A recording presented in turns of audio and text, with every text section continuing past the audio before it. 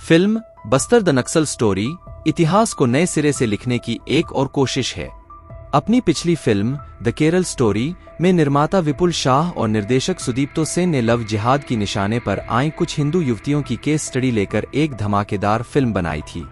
Film में अदा शर्मा के साथ साथ बाकी अभिनेत्रियों की अदाकारी ने रंग जमाया और फिल्म ने बॉक्स ऑफिस पर शानदार कमाई की।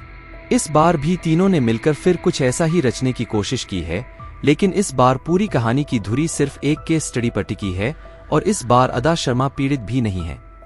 कहानी चूंकि आदिवासियों के उत्पीड़न की है, सो इस बार कहानी के केंद्र में इंदिरा तिवारी है।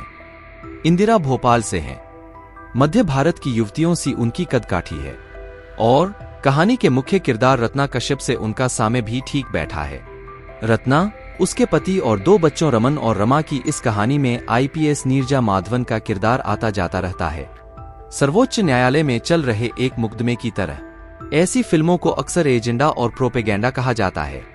इनकी कहानी पर सवाल उठाया जाता है, लेकिन फिल्म को प्रोड्यूसर विपुल शाह कह चुके हैं कि जिसे भी फिल्म की रिसर्च और तथ्यों पर बहस करनी हो वो तैयार है। बस्तर द नक्सल स्टोरी कहानी है बस्तर की और बस्तर में फैले नक्सलवाद की। बस्तर में हुए नक्सलवादी हमलों को फिल्म में काफी दहशत भरे तरीके से दिखाया गया है। छत्तीसगढ़ के बस्तर में माओ आतंकियों ने सीआरपीएफ कैंप पर हमला कर 76 सैनिकों की हत्या कर दी थी, लेकिन ये कहानी इससे भी बड़ी है। फिल्म में दिखाया गया है कि कैसे नक्सलियों ने वहां अपनी एक अलग सत्ता बना ली है, कैसे उन्होंने वहां के लोगों की जिंदगी तहस नहस कर दी है। आईपीएस ऑफिसर नीरजा माधवन नक्सलवादियों को कैसे खत्म करती हैं, कैसे वो देश के सिस्टम से लड़ती हैं, यही फिल्म की कहानी है। और ये कहानी बड़े खौफनाक तरीके से पर्दे पर पेश की गई है। एक लाइन में कहूं तो ये फिल्म परेशान करने वाली है। फिल्म में कई ऐसे सीन आते हैं कि आप आंखें बंद कर लेते हैं। फिल्म में नक्सलियों के खौफ को जिस तरह से दिखाया गया है वो आपको हिला डालता है। आप सिहर जाते हैं। ये फिल्म आपको हिला डालती है। आप सोचने पर मजबूर हो जाते हैं कि हमारे देश में ये सब हो रहा है और इस तरह से हो रहा है। कई सीन देखकर आपको घिन आती है। आपका मन करता है थिएटर से बाहर चले जाएं, लेकिन फिर आप देखना चाहते हैं कि ये दहशत किस हद तक जाती है। हर थोड़ी देर बाद एक ऐसा सीन आता है जो आपको झकझोरता है, हिलाता है, सोचने पर मजबूर करता है। आपको गुस्सा आता है, दया आती है, तरस आता है।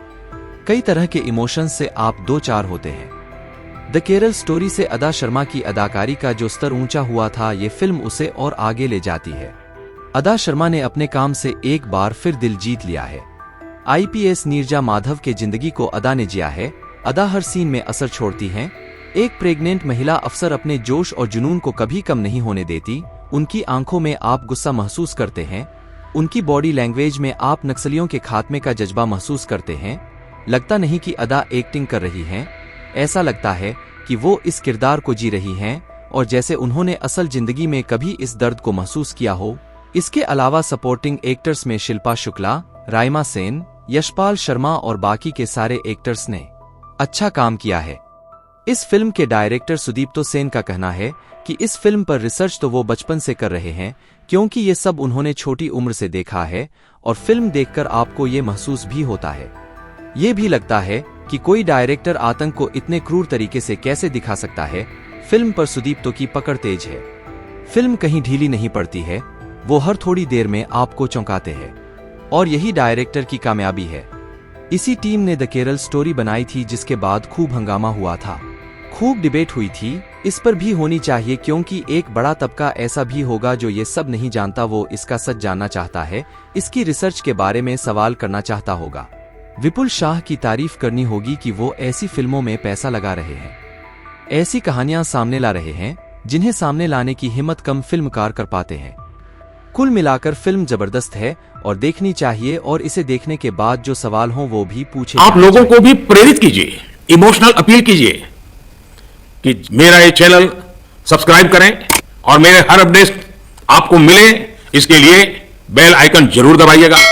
आप सभी को मेरी ढेर सारी शुभकामनाएं।